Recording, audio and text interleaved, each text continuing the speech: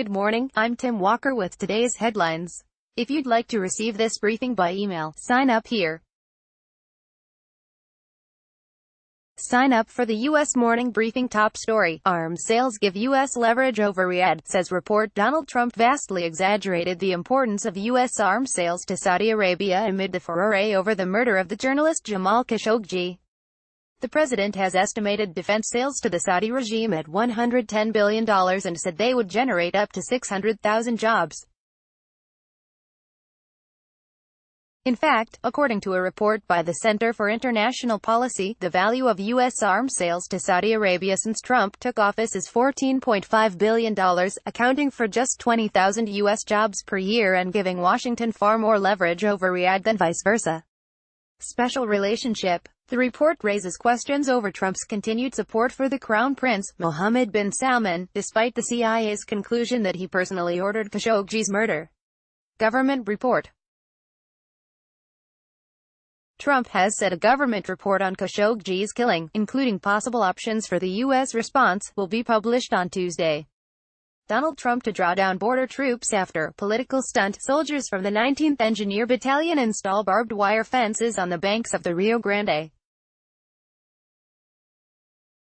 Photograph. Thomas Watkins, AFP, Getty Images. Trump also vastly exaggerated the situation at the U.S.-Mexico border, or so it appears, after reports that the president is poised to withdraw the troops he sent to guard it as part of a midterms campaign centered on immigration scaremongering.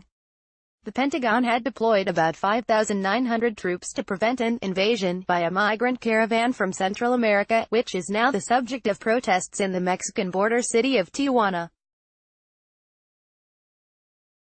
Asylum clampdown. A federal judge has barred the Trump administration from refusing asylum to immigrants who cross the southern border illegally. Ivanka Trump used personal email for government business. Ivanka Trump discharging her government duties at the U.S. Capitol in Washington, D.C.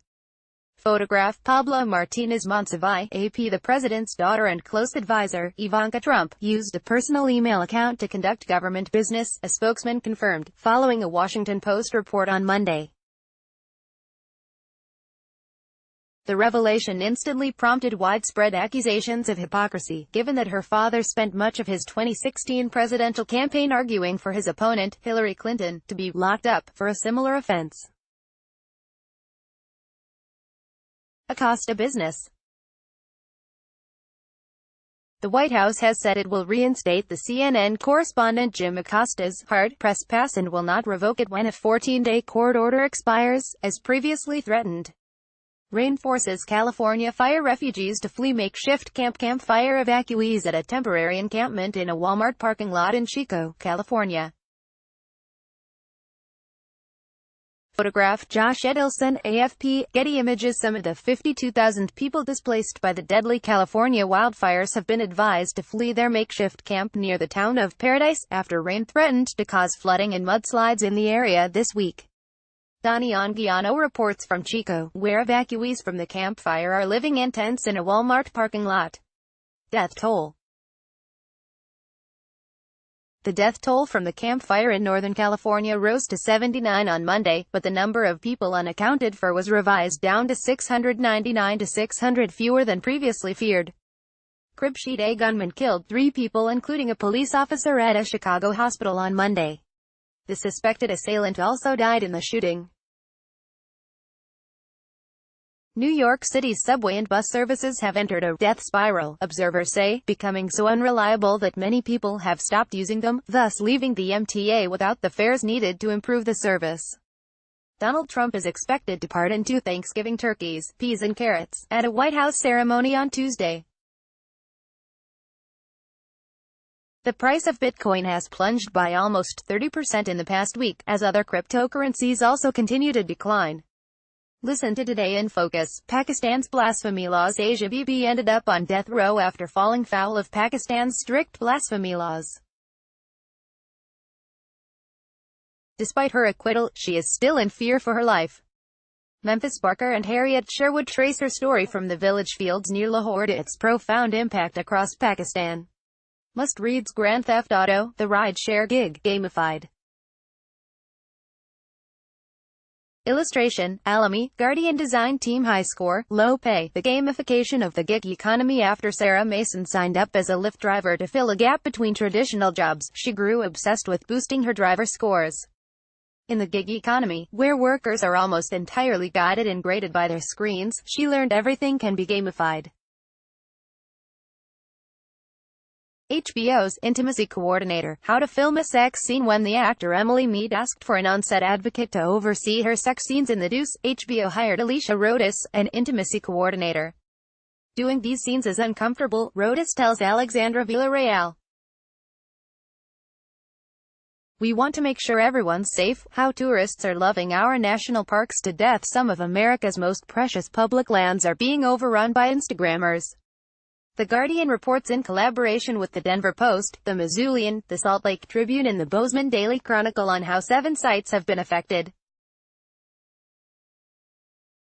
Afghan wrestling coach fights on after losing an arm. ISIS Galama boss has taught wrestling at his Kabul gym for more than 30 years. When he lost his arm in an ISIS attack, he never doubted he would return. Before, I was very good at showing students the throws, but now I have to tell them to practice with other boys, he tells Memphis Barker. Opinion. The immense economic power of Silicon Valley is stifling innovation and contaminating politics, argues Robert Reich, the former U.S. Labor Secretary. We must treat the tech giants of the 21st century like the robber barons of the 20th, and break them up. America responded to the Gilded Age's abuses of corporate power with antitrust laws that allowed the government to break up the largest concentrations. With 4 years to go before it hosts its improbable, controversial World Cup, Qatar's preparations for the world's most watched sporting event are surprisingly on track. But after several days in Doha, David Kahn remains skeptical about FIFA's decision to award the tournament to this small, sweltering, deeply segregated nation. In a victory for animal rights campaigners, Florida has voted to phase out greyhound racing, leaving just 5 states where the sport remains legal. Dave Caldwell charts its slow, steady decline.